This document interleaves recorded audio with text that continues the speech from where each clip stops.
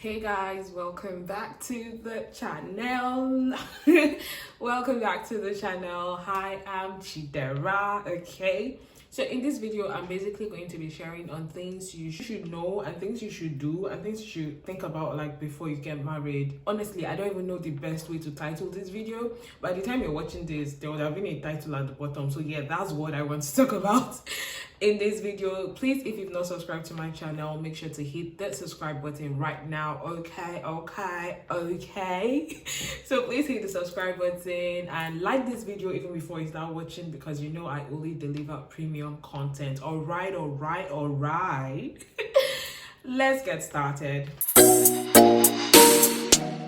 In no particular order, I'm going to be talking about different things in this video. Things I feel like you need to really do or you need to know before you think about getting married. Now, sincere apologies to people who will be like, oh my god, this girl only talks about marriage, me and my husband. What do you want me to do now? So the thing is, I share out of the season that I'm in. When I was a student, for some of you that have been here for the longest time, all I could talk about was like things about being a student. So now that I'm married, literally what I'm able to share about right now is marriage. So please don't be offended. I just share out of the season that I'm in.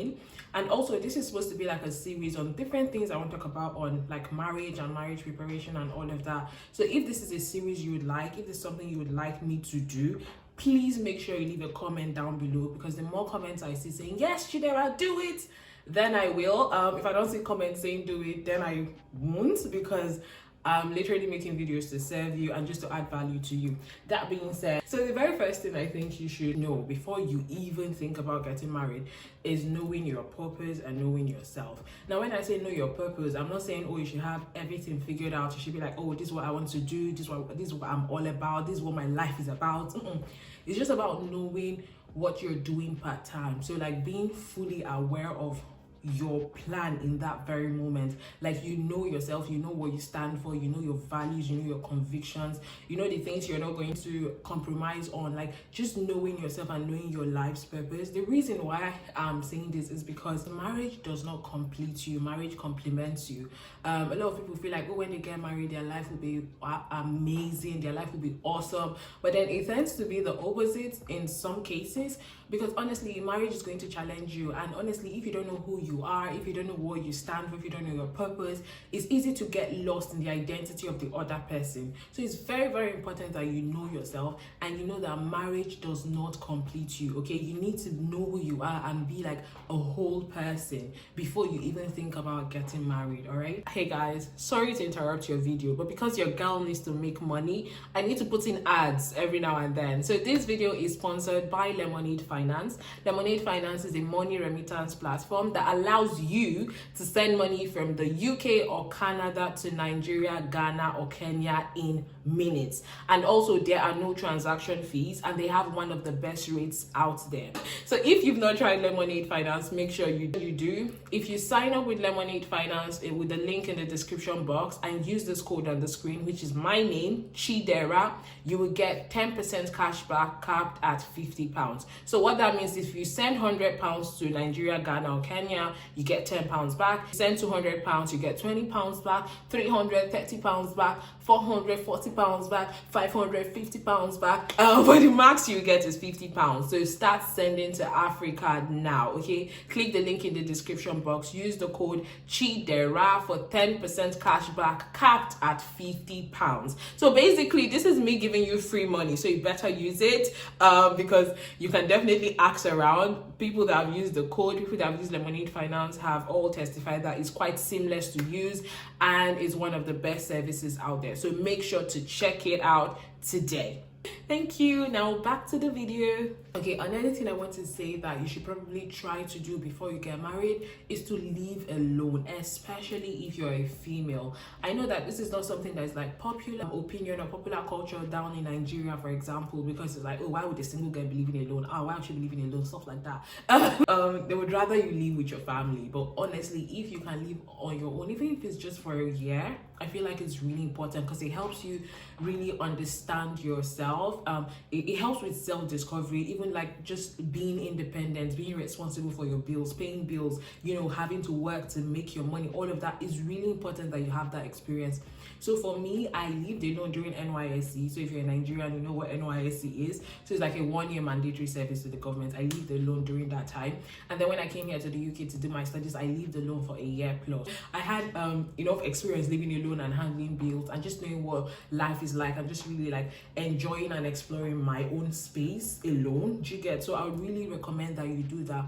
Another thing that goes hand in hand with this is, if you can't afford to live alone, you might want to live with family members for a while, or with friends for a while. The reason why this helps is that it just helps you realize the differences, like how different it is living with people that are not your immediate family members. Because growing up, you grow up with your immediate family most likely, and you're already used to their behavior, the way you do things in your house. So sometimes when you step out of that comfort zone and live with other people, you begin to realize that what you think is normal is not normal for everybody. Like, you realize there are some weird things people do, and you're like, So I would advise that you live with family, even if it's just for 2 months, 1 month with a family member. It just helps you see things differently.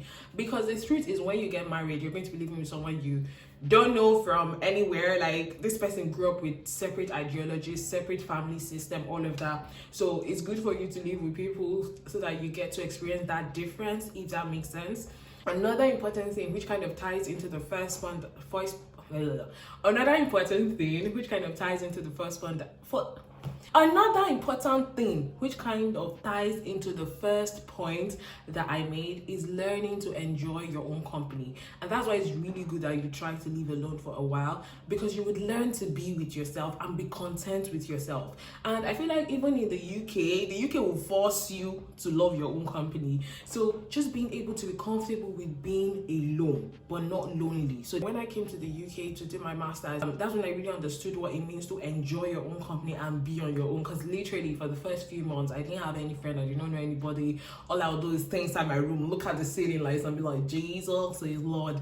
I feel like it's important that you learn to enjoy your own company. Like, just enjoy being on your own, enjoying your space, yourself. Is really good for self-discovery, and it can also lead to depression. But point is, learn to enjoy your own company, because when you get married, you realize that your partner cannot fulfill every single need of yours, and that's just like an unfair expectation to put on anybody. Nobody can be your all in all. It's only Jesus that is our all in all. Okay, it's good that you're able to enjoy your company, so that in times when this person cannot meet a need, you can be on your own and be happy. You understand? Another thing I want to advise that you do before you get married, if you can, is to travel. Okay, so traveling opens your mind. Now when I say travel, it's not everybody can afford the luxury of traveling like to exotic locations and all of that. It must not be that. When I say travel, it could be traveling out of your state. Okay, it can mean going from Abuja to Lagos, going from Abuja to Enugu. You must not travel out of the country before you classify that one as traveling. But if you can, of course, travel out of the country, travel, explore other cultures, explore other places. One thing I can tell you for sure is that traveling opens your mind. My God. See, I grew up in northern Nigeria. I schooled in northern Nigeria. The first time I went to Lagos, ordinary Lagos, my eye, tear. I was like, Jesus. Life was different there. Like, I could see how people were not modest. People do not care about modesty. Now, I'm not saying that's a good thing or a bad thing. I'm just saying it was so different for me. Seeing how people were living life in Lagos, it was so different from what I was used to in Katsina and what I was used to in Kaduna. So even just changing your geographical location in Nigeria can do a lot for your mindset. I can tell you, going to Lagos made me realize, oh my God, there's so much possibilities. There's so much out there than what I actually know. So it's really good that you travel, because it challenges your ideologies, it challenges your beliefs, and it helps you become more open-minded. Then the one that opened my mind the most was when I traveled down to the UK. I'm like, wow, like Nigeria is like this, like we are small, like the world is so big, like there's so many things to learn, there's so many things to know. But if you don't step out of that geographical location that you're in, you honestly may not even be challenged to step up. Okay, so make sure you try to travel before you get married. And why I'm saying before you get married, see, marriage is not a bondage. But the thing is, with marriage now, when you want to travel, you have to talk to your partner. I know it's so unnecessary, but you have to talk to your partner. You cannot just stand up and travel. Do you understand? But like when you're single, you have that liberty more to move around. You don't have to think about, oh, my husband, will he be cool with this? Does this timing work for him? What about our finances? Can I take this money out and travel? Oh, my own money can, there's just a lot of considerations. So if you can travel, honestly, I advise that you travel, okay? I advise, even if it's just to another state, try it. You will thank me. Try it. Another important thing I want to say you should do before you get married, and also this is like a continuous thing for this one, is to intentionally invest in friendships. Like I said before, your partner cannot be your all in all. Only Jesus can be your all in all. So you realize that even when married, right, you still need friends. Most people often say that when people get married, oh, they cut off all their friends, they cut off their single friends, all of them. Like, why? I don't understand. Why would you do that? Of course, I understand that you need to have people in your circle that are in the same situation as you. So it's good to have married friends as well. But I don't see why you should cut off your friends just because you're getting married. You understand? Because you need them. You need friends. So it's really good that you find maybe 1 or 2 friendships and just intentionally commit. If you're a girl, have your girlfriends, have people you can call and rant, because your husband may not always get your ranting because it doesn't make sense all the time, to him. And even your husband as well is going to want to have downtime with the boys, want to go out with his friends, just have that moment with guys alone. And you too, as a girl, sometimes you want to go out with someone to make your nails, get your nails did, get your hair did, someone you can just talk to about like girly stuff. So it's really important that you invest in friendships. Now, this does not just only apply to preparing for marriage. This is like life. You need to have people. You're not an island. And trying to invest. And when I say invest, is because as adults, we know that keeping a friendship is work. You have to intentionally call. You have to intentionally see people. If not, it won't happen. So invest in your friendships, okay? Another important thing I want to say here is about your finances. So before you get married, please have money. Have money. This goes for both the males and the females. Anyone, if you're watching this, whether any gender you are, have money, okay? It's very important that you're financially literate, you're financially independent, okay? So have your own money. No matter how small, have your own money. Let me address some things. A lot of times it's like, oh, a woman is just waiting to get married so her life can be transformed. Honestly, I feel like that was before. I feel like the ladies that are watching this and the girls in my circle, we all know that we should have our own money. It's very important. So it's good that you have a job, you have a source of income, you also have savings towards your wedding. The guy should not be the one to carry everything, okay, if you're a lady watching this. And if you're a guy, please get a job, do something, okay? It's important that you have money. And when I say have money, I don't mean you need to be bastardly rich. I mean, if you can, why not? But I mean like just having enough, have like a steady source of income, or just be out there and hustle. My brother, hustle, okay? So have money and be a good steward of it. So it's not enough to have money. It's also important that you know how to spend, save, and invest the money so you can build wealth. So invest in getting financial knowledge on personal finance, how to manage your money, what to put your money into so your money can grow. So be a good steward of your money as well. Another important thing I want to share here is that I feel like it's really important to embrace the season you're in. Life is in phases and men are in sizes. That's what my pastor says all the time. So it's really important to embrace the season you're in, right? As at this time, 2020, I was frustrated with dating. I tell myself that, Jesus, if I finally get married, it's going to be to the glory of God, because it was frustrating. The people I was meeting, I was like, which kind of human beings are these? These are the worst human beings, But it was a season I was in. At that time, I was frustrated with dating, and I was like, you know what, I'm done. I'm not meeting anybody. And that was the time I think I deleted the apps. I just told myself I'm going to be in my space. I just said, if there's a season God wants to have me in, I feel like it's important that I just stay with God. And so what I did during that time, I think for the whole of May, I went off social media for a month. Although I was still putting out YouTube content, but like I was not on Instagram, I was not on WhatsApp or anything. And the reason why I did that, it wasn't just because I needed a break. It's more because I wanted to withdraw and just be with God. Because I just felt like, I don't know, there was just an impression on my heart that I needed to just close out the noise and just be with God. So that whole month, what I did, I was just studying God's word, learning about like singleness, being alone, all of that, because I had embraced I was going to be a rich auntie and I'm going to spend money. So I needed to understand how to maximize singleness. There's this book, How to Be Single, honestly. I think I'll put it on the screen. I read different things on singleness, how to enjoy your space. I was, spend time with God, just learning about being separate and not alone. So stuff like that. And in that season as well, I was led to like constantly like pray, even about marriage, even about who I'll meet. I mean, I'll be like, why are they pray this prayer? I'm a single auntie, single rich auntie for life. There's no point praying this prayer, but the Holy Spirit will impress it on my heart, and then I will pray prayers like that. And also during that time, God was like showing me how like I need to learn to love unconditionally. And I feel like one of the most important things I learned during that season was learning to be vulnerable. So I struggle with vulnerability. I struggle with being weak. I struggle with letting that, emotional side of me show. During that season, God had to teach me that there is strength in letting your emotions bare. Do you understand? Even Jesus was vulnerable. Do you get my point? So this is not a preaching session. Anyway, point is just be fully in the season you're in. If you're in a season of being like, I'm done trying to find a man, or I'm done trying to find a girl, a good girl, it's fine. Embrace that season. Be in that season. Fully maximize that season. Because seasons change, okay? Seasons change. I can tell you that one. Seasons change. And it was so funny that after that whole time of withdrawal, I think I took another break again towards the end of June, and then I think in July I met Jason, and it kind of makes sense why God had to pull me back, so I actually listen and know what he's saying part time. So it's really important. Another thing I want to say here, which might not be popular in today's culture, is it's okay to want to get married. It's okay to have an end goal for your relationship. I know these days it feels like if you're talking about marriage, it's like you're desperate and all of that. Sis, bro, be desperate too. Be desperate. The streets is a ghetto. That's beside the point.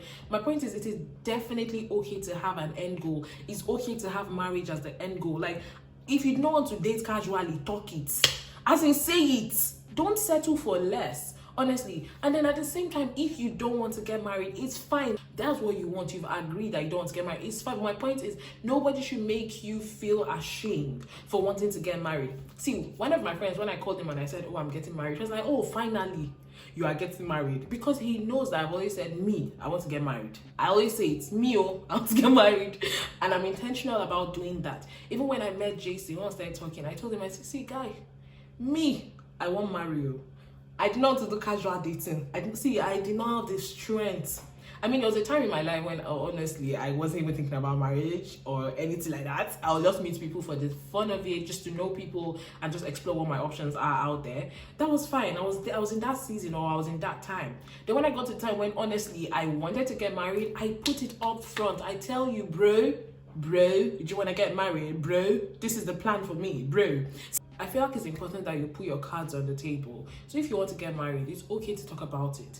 Another important thing I want to say here is it's important that you know your worth and don't settle for less. Now, when I say this, I'm not just addressing females alone, I'm also addressing males.